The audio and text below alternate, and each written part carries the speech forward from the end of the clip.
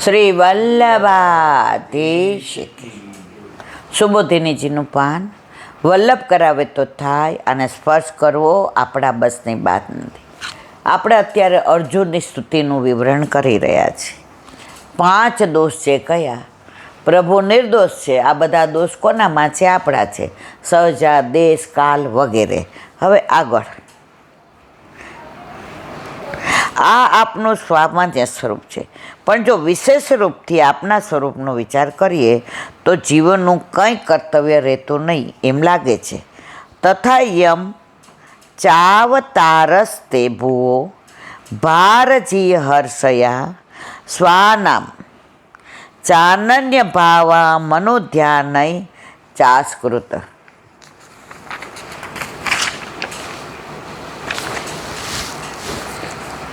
અર્થ: તેવી રીતે આપનો આ અવતાર પૃથ્વીનો ભાર દૂર કરવા માટે છે અને અનન્ય ભાવવાળા ભક્તોએ નિરંતર ધ્યાન ધરવા માટે. કોણ કહે છે? અર્જુન. કોને કહે છે? દ્વારકાધીશને. કે ભૂમિ પર જ્યારે ભાર વધી જાય, પૃથ્વી એ ભારને સહન ન કરી શકે. પૃથ્વી બધું સહન કરી શકે. તમે ખેડો, તમે વાવો, તમે એમાં ખાડા પાડો, તમે ખોદો, આ બધું સહન કરે છે. માં છે, પણ નથી શું સહન કરી શકતી? આ પાપ જે થાય છે ને, ગાયોને મારવાની, ગાયોની કતલ કરવાની, આ સ્ત્રીઓના ઉપર દુર્વ્યવહાર કરવાના, આ ગાયના માંસ ખાવાના, આ મદિરા, આ જ્યાં હોય ત્યાં તમે ભ્રષ્ટાચાર જુઓ. છાપું ખોલો એટલે ભ્રષ્ટાચારની હારમાળા. જ્યાં હોય ત્યાં ખૂન, જ્યાં હોય ત્યાં ખરાબા. પૃથ્વીથી આ બધું સહન થતું નથી. એને સૌથી વધુ તકલીફ થતી હોય તો ગૌ હત્યાની. સૌની સાચી માત ગણાય જગમાં, ગાય ગાય ગાય એની કતલ કેમ કરાય જગમાં, ગાય ગાય ગાય. માતા 1 વરસ દૂધ દેતી તો એ સ્તુતિ એની કરતા. આ તો જીવે ત્યાં સુધી દૂધ પાય પાય પાય એની કતલ કેમ. આપણે મનુષ્ય છીએ તો આપણી મા માટે એવું કહેવાય કે આપણે આપણા ચામડીના જોડા સીવડાવીએ તોય માનું ઋણ ન ઉતરે. 1 વર્ષ દૂધ પાય છે. આ તો જીવે ત્યાં સુધી દૂધ આપે છે. બછડાને અધૂરા ભૂખ્યા રાખીને આપણને પીવડાવે છે, તો એની કતલ કરવાની. આ બધું ધરતીથી સહન નથી થતું. ત્યારે પૃથ્વી કોની પાસે ગઈ? બ્રહ્માજી પાસે. બ્રહ્માજીએ કહ્યું કે આપણે ચલો બધા પ્રભુ પાસે જઈએ. અને બધાય દેવતા પૃથ્વી સહિત ક્યાં આવ્યા? ઠાકોરજી પાસે. અને ઠાકોરજીએ કહ્યું, હવે મારે અવતાર લેવાનો સમય થયો. તમે ઋષિમુનિઓ આવી રીતે પક્ષીઓ બનો, તમે ગાય બનો, કોઈ બછડા બનો અને બધા વ્રજમાં મારા પહેલાં પહોંચો અને હું પ્રાગટ્ય લઈશ. આ વાત અર્જુન દ્વારકાધીશને કહે છે. સુબોધિનીજી. તથા યમ ચાવતારસે, તેવી રીતે આપનો અવતાર પણ છે. એટલે જેમ ભગવાન દોષ રહિત અને સર્વને ઈચ્છિત આપનારા છે. જો આપણા હિતમાં હોય ને તો પ્રભુ આપણને ગમતું આપે જ છે. અમે નાના હતા ને તો મને ચોળી, ભીંડો ને બટેકા, આ 3 સિવાય એકેય શાક લગ્ન થયા સુધી મેં ચાખ્યું જ નહોતું. દાળ ભાતે મેં ચાખ્યા નહોતા. મને દાળ ભાત આવે એટલે હું આગી જાઉં. હું કહું તું મન ન દેતી. તો મારે માની વાત કરવી છે. હવે ચોળીનું શાક બનાવ્યું હોય એટલે મને અતિ પ્રિય. અમે જમવા બેસીએ એટલે આમ તો હું મારા પપ્પા ભેગે જ બેસું, હું અને મારા કાકા એક થાળીમાં. પણ કોકવાર વહેલા મોડું થયું હોય કે બહારગામ ગયા હોય તો હું ને મારી બા બેસીએ, તો એ જુએ કે બેબીને ચોળીનું શાક બહુ ભાવે છે અને એણે 2 જ રોટલી લીધી છે. નાના હોય એટલે 3-4 રોટલી ખાઈ જતા હોય. પછી કે બેટા આ ચોળીનું શાક તું લઈ લે ને, મારથી નહીં ખવાય, મને આજે ઠીક નથી, આજે મારે ગોળ રોટલી ખાવા છે. નાના હતા ને સમજણ નહોતી પડતી કે મને ભાવે છે એટલે એને નથી ભાવતું. સીધું એમ કે તું લઈ લે, તને ભાવે છે. તો આપણે એમ કહીએ ના બા, તમે શાક વિના શેમાં ખાશો? બેબી આજ મને ઠીક નથી ને બેટા, આ લઈ લે ને, આટલું નકામનું બગડશે ઠાકોરજીને ધરાવેલું. ઊભી થાય, હાથ ખાસા કરે, મને ન કે તું ગોળ આપ, હેઠ હાથે તો અડાય નહીં. એને બીક લાગે કે આ પાછી ક્યાંક હેઠો હાથ અડાડશે ને હું હતી બોતડી. હાથ ખાસા કરે, આટલો ગોળ લે, રોટલીની અંદર ગોળ ચોળી. બેબી આજ મને ખાવાની મજા આવી, પ્રસાદ લેવાની, શાક લઈ લે. હવે સમજાણું કે એ માં મને ચોળીનું ભાવતું હતું ને, એટલે પોતે બીજું ખાતી હતી. તો પછી આમાં આ જન્મ પૂરતી તો આ પૃથ્વી તો કાયમ જેટલા જન્મ લેશું, ગાયનો લ્યો, કૂતરાનો લ્યો, હરણનો લ્યો, ચીટીનો લ્યો, ગરોળીનો લ્યો, મોરનો લ્યો, ખિસકોલીનો લ્યો, દરેકમાં ભૂમિનો તો તમે ઉપયોગ કરવાના જ છો. તો કે છે કે આ ભૂમિ જ્યારે થાકી ગઈ ને ત્યારે આપની પાસે આવી, તો એનો ઉદ્ધાર કરવા આવ્યા છે. યદા યદા હિ ધર્મસ્ય ગ્લાનિર્ભવતિ ભારત. તેમ ભગવાનનો આ અવતાર પણ દોષ રહિત અને સર્વને ઈચ્છિત આપનાર છે. શ્રી મહાપ્રભુજી અવતાર વિશેના 2 મતો સ્પષ્ટ કરે છે, જે એમ માને છે કે સાકાર અર્થાત આનંદમાત કરપાદ મુખોરબી યુક્તિ ભગવાન જ માયારૂપી જવનિકાને ભેદી આવરભૂત થયા છે. એમના માટે તો અવતાર વિશે કંઈ કહેવાની જરૂર. પ્રભુના માટે શું સમજાવો તમે? આજે ઠાકોરજી માટે તમે કયા શબ્દો, જેણે પોતે આ શબ્દો આપ્યા છે, વાણી આપી છે, જેણે આ ડિક્શનરી આપી, જેણે જન્મ આપ્યો, આ બધું એનું છે. દુનિયા, વિશ્વ, ત્રિલોક, બ્રહ્માંડ, મારા માટે એના તમે શું કહો? પણ સવારે લાફિંગ ક્લબમાં કહેતા હોય ને કે કુદરતી સૌંદર્ય જુઓ એટલે આમ જોઈએ, બસ મનમાં એક જ વાક્ય આવે, जिसकी रचना इतनी सुंदर वो कितना सुंदर होगा, वो कितना सुंदर हो. કાશ્મીર ગયા, સોનમર્ગ ને ગુલમર્ગ ને દાલ સરોવર ને ઓલું કયું ગાર્ડન, તુલિપ ગાર્ડન ને વૃક્ષો ને ફૂલો ને બધા કાશ્મીરના વખાણ કરતા હતા. મેં કીધું ના, કાશ્મીર બનાવવા વાળો કોણ? જેણે કાશ્મીર આજે દુનિયાનું સ્વર્ગ કહેવાય એ મારા વાલાએ બનાવ્યો છે. એ કેવો? તો એ એવો આપણા ઘરે આપણા માથે બિરાજતો આપણા ઠાકોરજીએ જે કાશ્મીર બનાવ્યો છે, બીજો કોઈ નહીં. तो जिसकी रचना इतनी सुंदर वो कितना सुंदर होगा. આપણી કલ્પના ન કરી શકીએ. આવા પ્રભુને ઘરમાં પધરાવવામાં બધાય બાના કાઢે, નજર લાગી જાય, અમાર ઘર ડોગી છે, અરે અરે ડોગી લેવાય?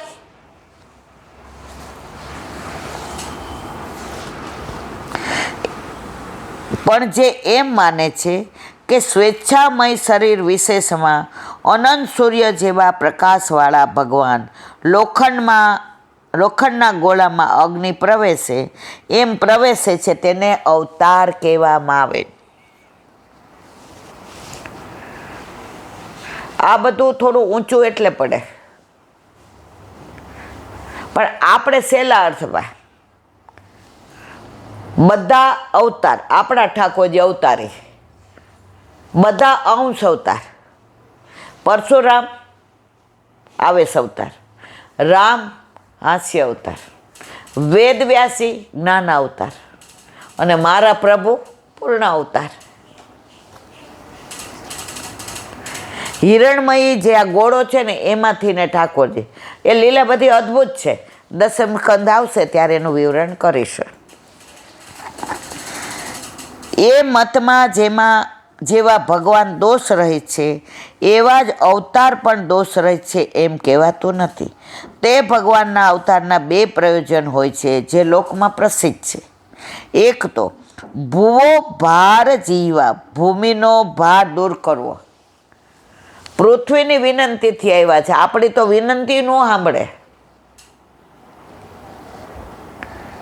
આપણે કાંઈ ગુનો કર્યો હોય ને જજ ડાયરેક્ટ આપણને કહેવા દે છે, આપણે વકીલ રાખવો પડે. વકીલ સમજાવે મારા અસીલ આમ કર્યું હતું, મારા અસીલ આમ કર્યું હતું.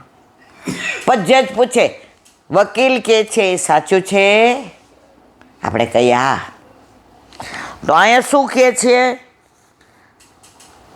પૃથ્વીનો ભાર ઉતારવા. પણ લઈ ગયા હતા કોને? બ્રહ્માજીને બધાને. પૃથ્વી એકલા નથી ગયા, બધા વકીલ ભેગા હતા.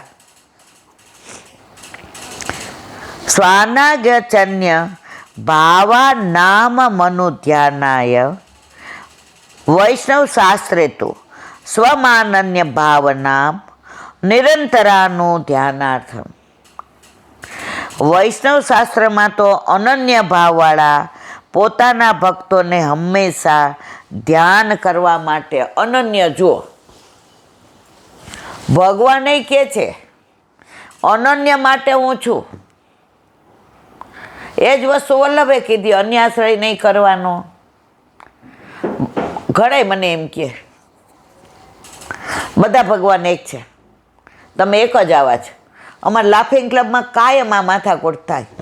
એ લોકોને માતાએ જવું હોય, મહાદેવે જવું હોય, એ લોકોએ બધા ઓલું બવડીમાં જમવું હોય, એટલે દર વખતે અમને કહે તમે બે જણે માનતા જ નથી, ભગવાન બધા એક નથી. તમે અમારી ભેગા કેમ આવતા નથી? મેં કીધું તમે બધાય ભગવાનમાં કેમ જાઓ છો? એનો જવાબ આપો. તો કે બધા ભગવાન એક. મેં તમે માનો છો કે બધા પુરુષ એક, તો પછી બધા પુરુષને આપણે પતિ કેમ નથી કહેતા? એકને સિલેક્ટ કર્યો એને કેમ પતિ કહીએ છીએ? હે આવો ઈલાબેન?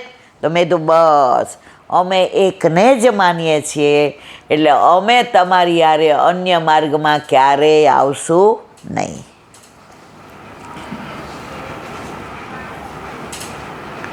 એ પ્રયોજન વૈષ્ણવ જ જાણી શકે. જુઓ બીજા બધાને ભગવાન એક જ લાગે ને એક. પાછા દલીલ તો એવી કરે, અને અત્યારે તો જોડકણા એવા બનાવ્યા છે રાધાજીનું અપમાન થાય. રાધા મિસ કોલ માર્યા કરે ને બેલેન્સ નહીં. અર. આ આખી દુનિયાનો નાથ પ્રભુ, એના વશમાં રાધાજીના વશમાં એને તમે મોબાઈલ ને મિસ કોલ ને એના ઓલામાં બેલેન્સ ને એ તમે આવા જોડકણા ગાય ને દોષમાં પડીએ જ. બ્રહ્મ સંબંધ લઈ ગળામાં 2 કંઠી અને આનંદના ગરબા કરાવે.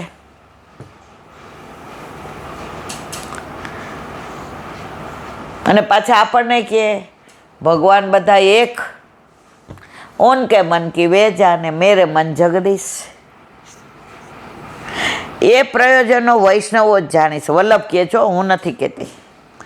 આ બંને પ્રયોજનો અર્જુનમાં અભિપ્રેત છે, કેમ કે ભૂમિનો ભાર હરવામાં પણ ભગવાને સહાય કરી. ધર્મયુદ્ધ છે, કુરુક્ષેત્રમાં યુદ્ધ કૌરવ અને પાંડવ વચ્ચે છે જ નહીં. ધર્મ અને અધર્મનું યુદ્ધ છે. એટલે ઠાકોરજી ધર્મ બાજુથી જે પાંડવો લડતા હતા એની બાજુ રહ્યા છે. એટલે અધર્મનો હાર થઈ અને ધર્મનો વિજય થયો. એટલે શું કહે છે? ભગવાને સહાય કોને કરી? જે ધર્મ માટે લડતા હતા એને. હવે યાદ આવ્યું પણ ટાઈમ થઈ ગયો છે. અને અર્જુન પરમ ભક્ત છે, પણ પુષ્ટિ ભક્ત નથી હો, મર્યાદા ભક્ત છે. પાંડવોને આટલો બધો સહાય કોના કારણે કર્યા? કુંતીજી. કુંતીજી એમના પરમ પુષ્ટિ ભક્ત છે, જેણે દુઃખ માગ્યું. આટલા ગ્રંથો, આટલા ધર્મો બિરાજે, કોઈએ દુઃખ માગ્યું એવો એક બતાવો મને. મારા કુંતીજીએ દુઃખ માગ્યું. દ્વારકાધીશ, જ્યારે જ્યારે દુઃખ પડ્યું ને ત્યારે તું અમારી પાસે રહ્યો છે, તો મારે હવે સુખ નથી જોઈતું. સુખમાં તું દ્વારકા વયો જાય છે, હસ્તિનાપુરમાં અમને એકલા મૂકીને. દ્વારકાધીશ, ભુવા આજે દ્વારકાધીશ કેમ બોલો છો? લાલો કેમ નથી કહેતા? હવે મને તારા સ્વરૂપની ખબર પડી. અમને એટલું દુઃખ આપ. યદ દુઃખ કુંતીજીની સ્તુતિ છે કે તું અમને છોડીને જાય નહીં. આ કુંતાજીને લીધે પાંડવોને પ્રભુ ક્યારેય છોડીને ગયા નહીં. તેથી બંને પ્રકારે આપ અમારું હિત કરનાર છો, એમ અર્જુન કહે છે. બોલો વલ્લભાધીશ. શ્રીમદ ભાગવત. અને મારા गुरुदेव ने दंडवत प्रणाम करूं છું. चंद्र चंद्र सरोवर पे सूरदास जी के द्वार पे मेरा दंडवत प्रणाम. सुरभि कुंड पे परमानंद दास जी के द्वार पे मेरा दंडवत प्रणाम. जमुनावता पे संकर्षण कुंड पे कुंभन दास जी के द्वार पे मेरा दंडवत प्रणाम. बिच्छू कुंड पे कृष्णदासी के द्वार पे मेरा दंडवत प्रणाम. कदम खंडी पे गोविंद स्वामी के द्वार पे मेरा दंडवत प्रणाम. अप्सरा कुंड पे चित्त स्वामी के द्वार पे मेरा दंडवत प्रणाम.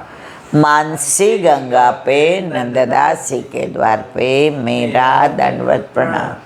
रुद्र कुंड पे चत्रभुज दासी के द्वार पे मेरा दंडवत प्रणाम. व्रज विलास व्रतनी गोपिकाओने मारा दंडवत प्रणाम. हे वल्लभ, સવારથી અત્યાર સુધી સેવા સ્મરણ સત્સંગ જે પણ તે કરાવ્યું તે તારા ચરણારવિંદમાં સમર્પણ કરું છું.